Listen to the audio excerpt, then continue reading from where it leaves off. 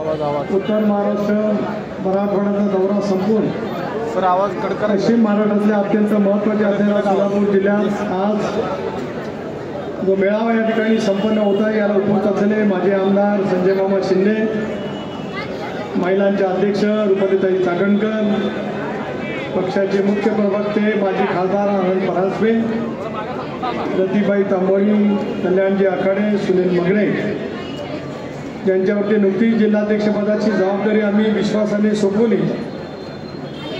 आणि त्या जबाबदारीचं भान मनामध्ये ठेवत ज्यांनी कामाला सुरुवात केली असे नूतन जिल्हाध्यक्ष श्री उमेश पाटील, कल्याणजी काळे, वसीमजी बुराण, चंद्रकांतजी दायमा, या ठिकाणी उपस्थित असलेले बाळासाहेब बनगर, रामेश्वरजी मासाळ, शिवाजीराव कांबळे, अजित जगताप, वर्षाताई शिंदे, कांचनताई जाधव, भारतजी बेंद्रे, सुभाष पाटील, सुहासजी कदम, दिलीपजी सिद्धे, श्रीकांत शिंदे, अभिजित गायकवाड, राहुल क्षीरसागर, संजय पाटील, शिवराज स्वामी, अजय बाण, शिवाजी देशमुख, नजीर इनामदार, रमेश पाटील, इरफान शेख, ऋतुजा सुर्वे, अप्पा मोरे, समाधान काळे, दीपालीताई पांढरे, चुकून कोणाची नावं राहिली असतील घ्यायची तर त्यांची मी दिलगिरी या ठिकाणी व्यक्त करतो. सर्व सन्मान्य व्यासपीठ, जिल्ह्याच्या कानाकोपऱ्यातून आलेले माझे सर्वच राष्ट्रवादी काँग्रेस पक्षाचे पदाधिकारी, पत्रकार मित्र, महिलांचे प्रतिनिधी आणि अभूतपूर्व उत्साहाच्या मार्गावर जमलेल्या माझ्या तमाम राष्ट्रवादी काँग्रेस पक्षाच्या कार्यकर्ते, बंधू भगिनी आणि सहकारी मित्रांनो, सुरुवातीलाच आपल्या सर्वांचं अंतःकरणापासून मी या ठिकाणी स्वागत करतो. आपल्या सर्वांचे लाडके नेते राष्ट्रीय अध्यक्ष अजितदादा पवार यांचा उद्या 65वा वाढदिवस आहे. तमाम सोलापूरकरांच्या वतीने मी त्यांना सुरुवातीला पूर्व सेनेला मनपूर्वक हार्दिक शुभेच्छा या कार्यक्रमाच्या निमित्ताने या ठिकाणी देतो. दीर्घकाळ सोलापूर जिल्हा एकेकाळी काँग्रेस एकत्रित असताना काँग्रेसचा बालेकिल्ला राहिला. 99 सालामध्ये राष्ट्रवादी काँग्रेस पक्षाची निर्मिती झाल्याच्या नंतर राष्ट्रवादी काँग्रेस पक्षाला बळ या जिल्ह्यातून सातत्याने त्या ठिकाणी मिळत राहील, ज्याचा उल्लेख उमेश पाटलांनी या ठिकाणी केला. विधिमंडळातील अनेक सदस्य या मतदारसंघातून निवडून आले. एकेकाळी रामदास आठवले साहेब सुद्धा आपले मित्र पक्ष म्हणून 99 सालामध्ये सुद्धा या सगळ्या परिसरातून लोकसभेमध्ये सुद्धा गेले. अनेक नगरपालिकेच्या मध्ये आपलं प्राबल्य होतं आणि जिल्हा परिषद सुद्धा दीर्घकाळ ही राष्ट्रवादी काँग्रेस पक्षाच्या ताब्यामध्ये राहील. राजकारणामध्ये अनेक वेळेला अनेक समीकरणं बदलत राहत असतात आणि त्या बदलत्या समीकरणामध्ये नवा विचार घेऊन ज्यावेळेला आपण काम करण्याची मानसिकता दाखवत असतो, त्याची पालमुळं खोलवर जोडण्याची जबाबदारी त्यानिमित्ताने कुठे ना कुठेतरी येत असते. व्यासपीठावर इथं संजय मामा आहे, सगळे सहकारी आहेत. एकेकाळी म्हणजे 30-35 वर्षापूर्वी सोलापूर जिल्हा म्हणजे एक दुष्काळी जिल्हा म्हणून ओळखला जातो.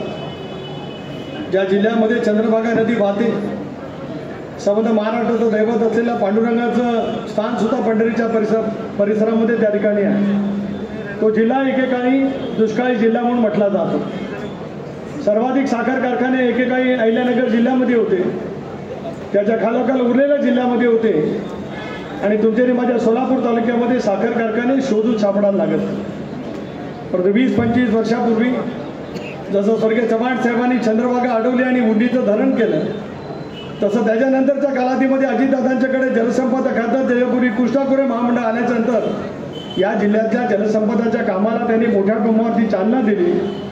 आणि आज मी चुकत नसेल, तसं माझं गणित चुकत नाही, पण सहकार कारखानदारीशी माझा आयुष्यात कधी संबंध फारसा आला नाही, कारण माझ्या कोकणामध्ये सहकार कारखानदारी नाही, साखर कारखानदारी तर नाहीच नाही, कारण ऊसाची लागवड नाही.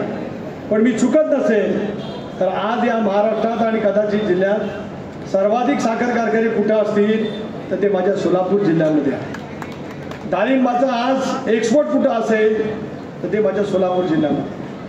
शेतीमालाचं प्रचंड प्रमाणावरती उत्पादन करणारा जिल्हा ज्यावेळेला प्रगत होत राहतो, त्याला स्वाभाविकपणाच्या विचाराच्या माध्यमातून ताकद आणि शक्ती या भागातल्या शेतकऱ्यांना त्या ठिकाणी मिळत असते. त्या कार्यकर्त्यांच्या आणि त्या नेत्याच्या पाठीमागे जनता उभी राहण्याच्यासाठी त्या ठिकाणी तयार असते. खरं आम्ही ज्यावेळेला निर्णय घेतला एनडीएमध्ये सहभागी होण्याचा, हवे उठाण्यात आली की आम्ही आमच्या विचारधारा कुठेतरी बाजूला टाकतो. आज माझा अल्पसंख्याक समाज इथे मोठ्या प्रमाणावरती आहे. मधल्या कालावधीमध्ये आंबेडकरी चळवळ सुद्धा राष्ट्रवादी काँग्रेस पक्षाला जोडली गेली. आदिवासी बांधवांच्या मनामध्ये सुद्धा एक विश्वासाचं नातं निर्माण होत आहे. याचं कारण एनडीएमध्ये आम्ही सहभागी झालो. चव्हाण साहेबांचा विचार मनामध्ये ठेवत बहुजन समाजाचा व्यापक हित साधायचा असेल तर तुमचा सत्तेतला सहभाग असला पाहिजे. आम्ही कधी सत्तेचे अभ्यासी नव्हतो, कधी अजितदादा नव्हते, कधी मंत्रिमंडळाचे त्यांचे कधी सहकार नव्हते. पण चव्हाण साहेबांच्या विचारधारेवरती सत्तेमध्ये सहभागी होण्याचा निर्णय घेतल्याच्या नंतर आमचा मूळ धर्मनिरपेक्ष विचार, शिवशाहू फुले आंबेडकरांची सामाजिक समता जी आमच्या अंतःकरणात रोमारोमात भिनलेले आहे, त्या विचाराला सोबत घेतच आम्ही एनडीएमध्ये सहभागी झालो. आणि या सरकारच्या माध्यमातून त्याच पद्धतीने कामं सुरू असलेली तुम्ही मी त्या ठिकाणी पाहू शकता. अशा वेळेला जनतेच्या मनातला विश्वास अधिक संपादित करणं, लोकसभेमध्ये दारुण पराजयाला महायुतीला सामोरं जावं लागलं. महाविकास आघाडीला अभूतपूर्व असं यश संबंध राज्यभरामध्ये त्या ठिकाणी मिळालं. पण विधानसभेच्या निवडणुकीमध्ये मात्र चित्र पूर्णपणाचं बदललं. त्याचं कारण लाडकी बहीण योजना ज्या वेळेला या राज्यात संबंध देशात मध्य प्रदेशच्या नंतर लागू करणारं कुठलं राज्य आहे तर तुमचं आणि माझं महाराष्ट्र आहे. या नावातच महा शब्द आहे आणि त्याला जोडला गेलेला शब्द राष्ट्र आहे. राष्ट्राशी ज्या वेळेला महा जोडलं जातं त्याला महाराष्ट्राची किमया नेमकी काय आहे हे तुम्ही आम्ही वर्षानुवर्ष त्या ठिकाणी महाराष्ट्रीयन म्हणून अनुभवतो आहोत. अशा वेळेला लाडकी बहीण योजना ज्यावेळेला अजितदादांनी सभागृहामध्ये घोषित केली, मुख्यमंत्री उपमुख्यमंत्री सरकारच्या माध्यमातून ज्यावेळेला घोषित केली, पण यावत चंद्र दिवाकरायाप्रमाणे चंद्र सूर्य असेपर्यंत ही योजना सभागृहात कुणी जाहीर केली तर ती अजित पवारांनी जाहीर केली. हे लिखित त्या ठिकाणी इतिहासामध्ये राहील. त्याचा अभिमान आम्हाला सर्वांना त्या ठिकाणी वाटतो. जनसन्मान यात्रेच्या निमित्ताने महाराष्ट्राच्या कानाकोपऱ्यात फिरलो. प्रचंड उत्स्फूर्तपणाचा प्रतिसाद माईमाऊलींचा त्या ठिकाणी मिळाला आणि म्हणूनच लोकसभेसारखं यश आपल्याला मिळेल अशा भ्रमात असणाऱ्या महाविकास आघाडीचं वर गेलेलं विमान कधी जमिनीवरती आलं ते कळलं नाही. 238 जागांच्या वरती महायुतीला त्या ठिकाणी यश मिळालं. पण सोलापूरसारख्या असलेल्या बालेकिल्ल्यामध्ये आम्ही यश मिळवू शकलो नाही. याची खंत आहे. त्याच्यातलं राजकारण, त्याच्यातले कंगोरे, त्याच्या पाठीमागच्या अनेक भूमिका, महायुतीचं राजकारण, जागा वाटप या सगळ्या प्रक्रियेमधून मी काम केलेलं आहे. 14 ते 18 जसा प्रदेशाध्यक्ष म्हणून मी राज्याच्या कानाकोपऱ्यामध्ये फिरलो, तसा ऊर्जा मंत्रीमधून या सोलापूर जिल्ह्यामध्ये ज्या वेळेला मोठमोठे प्रकल्प झाले त्यावेळेला माझ्या कालावधीमध्ये जेवढे मी सबस्टेशन दिले असतील, संजय मामा तुम्ही अभ्यासू, तुम्ही जिल्हा परिषद अध्यक्ष आहात, उमेश तुम्ही पण काहीतरी तपासून बघा, मी जेवढे सबस्टेशन या संबंध सोलापूर जिल्ह्यामध्ये दिले तेवढे कोणाच्या कारकिर्दीमध्ये या जिल्ह्यामध्ये येऊ शकला नाही. एकाच वेळेला मी हेलिकॉप्टरनी 5-25 सबस्टेशनची त्यावेळेला कामं केली. खूप मोठ्या प्रमाणावरती आज त्या पद्धतीचं पेड पेंडिंग केसेस लाखोनी या जिल्ह्यामध्ये होत्या. शेतकरी पैसे भरून 2-2-3-3 वर्ष ज्याची वाट बघत होता, त्या कालावधीमध्ये काम करण्याची मानसिकता अजितदादाच्या सहकार्यातून त्या ठिकाणी. आता स्थानिक स्वराज्य संस्थांच्या निवडणुका येतात. दादा पुन्हा एकदा उपमुख्यमंत्री झाले, मंत्रिमंडळामध्ये त्यांचे सहकारी झाले. 41 आमदार घड्याळच्या चिन्हावरती 59 पैकी 41 आमदार महाराष्ट्रातल्या जनतेने त्या ठिकाणी निर्वाचित केले. आता आमची जबाबदारी आहे.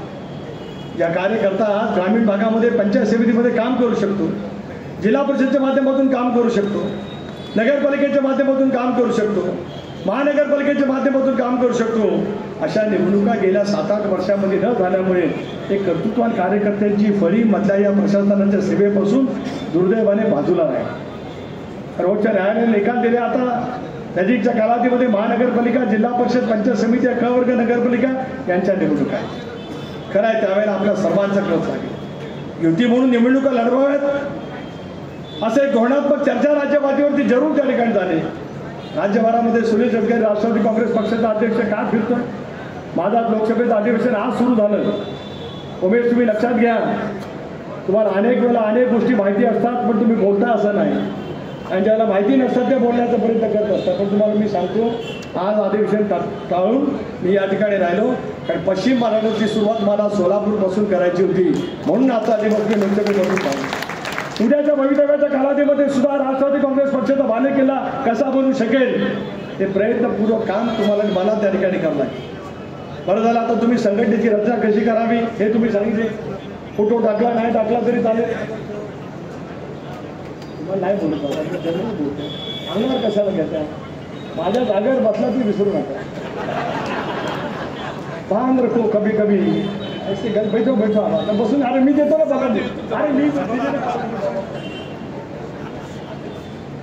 तर काय हसतो का? आता मी 41 वर्ष झाली, काय नवीन काय.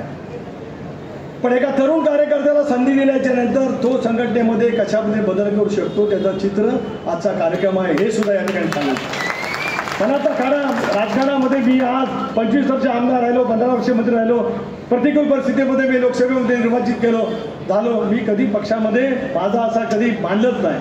अजितदादाच्या प्रगल्भ नेतृत्वाखाली महाराष्ट्रामध्ये वाटचाल करणं हे स्वप्न मोराशी बाळगत माझ्यासारखा कार्यकर्ता गेले 30 वर्षे सावलीसारखी सोबत त्यांच्याकडे करतो आहे आणि उद्याच्या भवितव्यामध्ये सुरुवात करणार आहे. काही जण त्याच्यामध्ये भेदाभेद निर्माण करण्याचा प्रयत्न करत असतील, पण एका नाण्याच्या ज्याला दोन बाजू असतात, त्या दोन बाजू एकमेकाला कधी भिन्न होऊ शकत नाही. तसं माझाने अजितदादाचं अतूट असं नातं आहे आणि त्याच्यातूनच पक्षाला बळकटीच्या कामाला कशी चालना देता येईल याचा प्रयत्न आम्ही निश्चितपणे त्या ठिकाणी करणार. करत असताना संघटनेची बांधणी खालपासून झाली पाहिजे. 23 मे 1984 रोजी सुनील तटकरे तालुका काँग्रेसचा सरचिटणीस झाला इंडियन नॅशनल काँग्रेस. ज्या कालावधीमध्ये काँग्रेसला प्रचंड प्रमाणात यश मिळालं होतं. तालुका काँग्रेसचा सरचिटणीस हे राष्ट्रवादी काँग्रेस पक्षाचा राष्ट्रीय सरचिटणीस. तालुका काँग्रेसचा मी अध्यक्ष झालो त्याच 84 मध्ये ऑगस्ट सप्टेंबरला की मी महाराष्ट्र प्रदेश राष्ट्रवादी काँग्रेस पक्षाचे अध्यक्षपद वाटतो. युवक काँग्रेसचा अध्यक्ष झालो त्याच कालावधीमध्ये ते 92 पर्यंत मी रायगड जिल्हा युवक काँग्रेसचा अध्यक्ष. मी का सांगतोय? माझ्या पोकळ अभिमानासाठी सांगत नाही. संघटनेमधल्या तळागाळामध्ये काम करणाऱ्या कार्यकर्त्यांच्या भावना काय आहेत हे मी समजून घेतले. 77ला इंदिरा गांधीच्या विरोधामध्ये लाट ज्यावेळेला निर्माण झाली आणीबाणीच्या नंतर त्यावेळेला हा सुनील तटकरे पोलिंग एजंट म्हणून एका बूथवर काम करत होता. 77 साली. त्याला किती वर्ष झाली असतील तुम्ही मोजू शकता. 55 वर्ष झाली. त्यावेळेपासून मी काउंटिंग एजंट म्हणून काम केलेलं आहे. संघटना काय असते? तळागाळातल्या कार्यकर्त्यांच्या अपेक्षा सरकारमध्ये आपल्या प्रतिनिधींपासून काय असतात? पक्षाच्या राज्य पातळीवरच्या नेतृत्वापासून काय असतात? त्या अनुभवाच्या शिंदरीतून गेले वर्ष मी वाटचाल केली असल्यामुळे कार्यकर्ता आणि कार्यकर्त्याच्या मनातल्या भावना स्वतः समजून उमजून घेऊन या क्षणापर्यंत पोहोचत असल्यामुळे ती शिडी आयुष्यामध्ये सुनील तटकरे कधी विसरणार. त्यामुळे तुम्ही भक्कमपणाने आता उद्याच्या भविष्यातली वाटचाल करण्याची शोधून प्रयत्नाची पराकाष्ठा केली पाहिजे. स्थानिक स्वराज्य संस्थांच्या निवडणुका कशा लढवायच्या राज्य पातळीवरती आम्ही ठरवू. पण आपल्या पातळीवरती आपले जे जिल्ह्यांतील जे मतदारसंघ असतील, शहरामध्ये मतदारसंघ आहे, अलीकडे अक्कलकोटचा मतदारसंघ आहे, ग्रामीण भागातले अनेक मतदारसंघ आहेत. त्या मतदारसंघामधला जनता राष्ट्रवादी काँग्रेस पक्षाच्या घड्याळाच्या चिन्हाचा मोठ्या प्रमाणात. पण त्या घड्याळाच्या चिन्हावरती ज्यावेळेला राष्ट्रवादी काँग्रेस पक्षाचे कार्यकर्ते म्हणून उभे राहण्याची अनेक कार्यकर्त्यांच्या मनामध्ये उर्मी असेल, त्यांची इच्छा असेल, अनेक पद्धतीने संवेदनशील पद्धतीने त्यांनी जनमानसामध्ये काम केलं असेल, त्याला ताकद आणि शक्ती देण्याचं काम आम्ही निश्चितपणे त्या ठिकाणी करू. आपण आढावा घेऊ. संघटनेच्या कामाच्या वतीमध्ये सुद्धा वेळोवेळी त्या ठिकाणी बसून जनविश्वास कार्यक्रम अजितदादांच्या वाढदिवसाच्या निमित्ताने दिलेला आहे. काही सहकार्यांचा अगोदरच कार्यक्रम घेतले, त्यांनी मला निमंत्रण दिलं, परंतु माझ्या लोकसभेच्या अधिवेशनाच्या वेळी त्या ठिकाणी येणार नाही. जनविश्वास हे नाव का दिलं? पत्रकार मित्रांनो, जनविश्वास हे अजितदादांच्या वाढदिवसाच्या सप्ताहाला राष्ट्रवादी काँग्रेस पक्षाने काय नाव दिलं? या राज्यामध्ये ज्याला पॉलिटिकल क्रेडिबिलिटी म्हणतात, राजकीय विश्वासार्हता, दिलेला शब्द पाळणारा नेता कोण? तर त्याचं नाव अजित पवार. हे महाराष्ट्रातल्या कानाकोपऱ्यामध्ये पसरलेली विश्वासार्हता आहे. ती विश्वासार्हता अधिक गडद व्हावी. त्यांनी केलेल्या कामातून सर्वांगीण पैशाच्या क्षेत्रामध्ये सुद्धा वेगवेगळे उपक्रम त्या ठिकाणी घेतले जावेत. म्हणूनच प्रदेशाध्यक्ष म्हणून या कामामध्ये मी पुढाकार घेतला आणि त्याच्यातून आज आपण त्या ठिकाणी करतो. मला 70 पूर झाली, त्यांना 66 वयाने जरी मोठा असलो तर ते कर्तृत्वाने मोठे आहेत.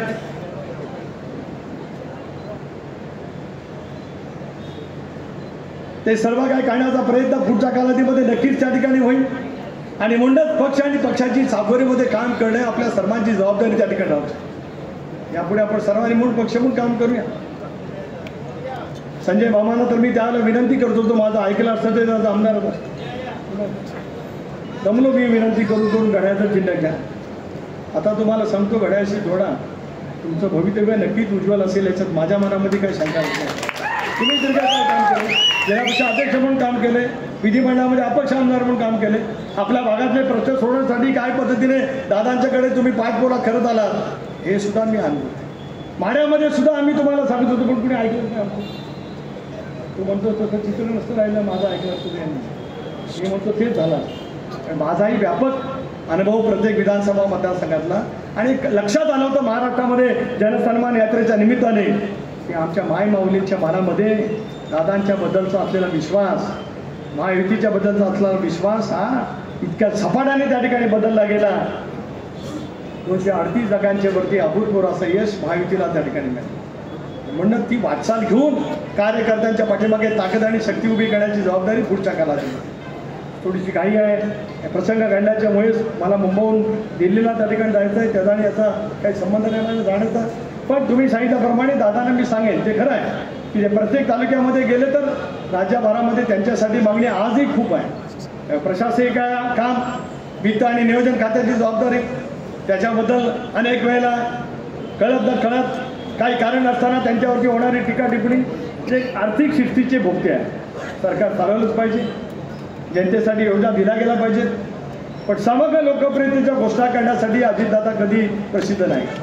काटेकोरपणाने राज्य सरकार सुस्थिती ठेवत लोकांच्या कल्याणकार्यासाठी शेतकरी असेल, युवक असेल, महिला असेल, समाजातला शोषित वर्ग असेल, या प्रत्येकासाठी सर्वांकष योजना देण्याचं काम त्यांनी अर्थमंत्रालयाच्या माध्यमातून वेळोवेळी त्या ठिकाणी केलेलं आहे. त्या कामाला आता गती आपल्याला द्यायची, दाखवून द्यायचं आहे की ज्याला स्थानिक स्वराज्य संस्थांचे निकाल हाती येतील त्याला घड्याळाच्या चिन्हावरती निवडून आलेल्या सदस्यांची संख्या राज्यभरामध्ये लक्षणीय पद्धतीने त्या ठिकाणी ठरलेली आहे. मला अभिमान वाटतोय की 59 जागांवरती आम्ही लढलो, 41 जागांच्या वरती यश त्या ठिकाणी मिळालं.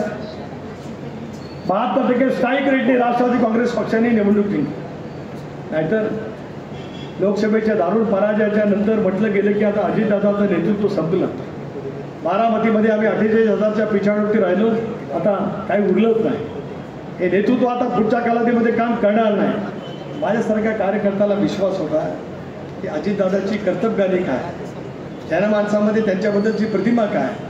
प्रत्येक निवडणूक वेगवेगळ्या राजकीय समीकरण घेऊन येत असते. लोकसभेची निवडणूक समीकरण घेऊन आली, खोटं नॅरेटिव्ह, घटना बदलली जाईल, शेवटपर्यंत आम्हाला पुसता आलं. पण आज तिन्ही सांजेच्याला मावळतेच्या सूर्याला साक्ष ठेवून सांगतोय की चंद्र सूर्य तारे असेपर्यंत या देशातील घटना अबाधित राहील. ते बदलण्याचं काम कधी कोणाला करता येऊ शकणार. महिलांच्यासाठी दिलेली मुख्यमंत्री लाडकी योजना ही चालू राहीलच, उलट त्याच्यामध्ये वाढ कसं करता येईल याचा प्रयत्न सरकारच्या माध्यमातून पुढच्या कालावधीमध्ये केली जाईल. शेतकऱ्यांच्या कर्जमाफी वतीमध्ये आमच्या जाहीरनाम्यामध्ये आम्ही जे बोललेलो आहोत त्याचं पालन करण्यासाठी उत्पन्नाचा स्रोत, स्थूल उत्पन्न आणि मग सरकारने करायची जबाबदारी, या साऱ्या गोष्टीची सांगड घालत मुख्यमंत्री देवेंद्रजी असतील, अजितदादा असतील, एकनाथराव असतील, हे सरकार त्या पद्धतीने निश्चितपणाने घेईल.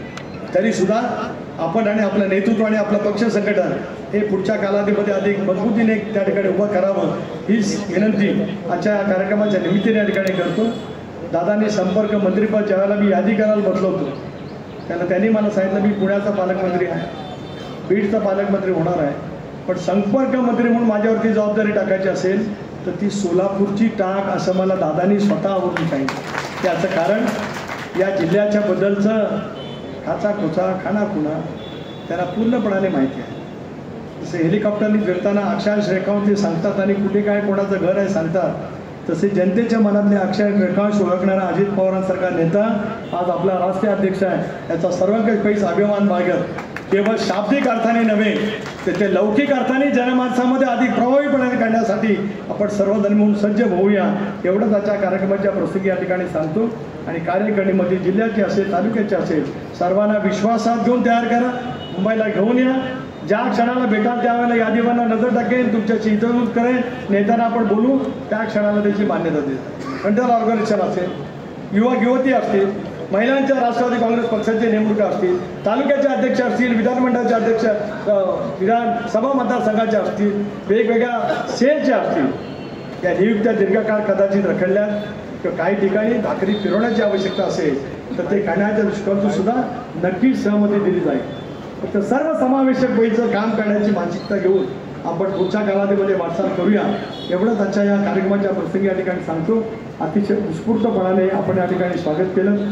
दादांनाही शुभेच्छा दिल्यात, मलाही शुभेच्छा दिल्यात. उद्याच्या भवितव्याच्या कालावधीमध्ये व्यक्तिगत शुभेच्छा आयुष्यभरामध्ये राहतीलच. पांडुरंगाच्या दर्शनाने प्रत्येकाला ते मिळतच असतो, पण सार्वजनिक जीवनामध्ये लोकांची बांधिलकी घेऊन, कामाचं व्रत आणि वसा घेऊन आम्ही मंडळीचे काय काम करतो आहोत त्या आमच्या भावना त्याच पद्धतीने आयुष्यभर आमच्याकडून केल्या जाव्यात अशीच पांडुरंगाच्या चरणी प्रार्थना करतो. अत्यंत उत्तम आयोजन केल्याबद्दल उमेश पाटील मी अभिनंदन करायला कधी कमी पडत नाही आणि बोलायला जिथं असेल तिथं बोलायला सुद्धा मी ठामपणे बोलत असतो. पुन्हा एकदा तुम्ही आणि तुमच्या सर्व सहकाऱ्यांचं मनापासून या ठिकाणी आभार मानून थांबतो. जय हिंद, जय महाराष्ट्र.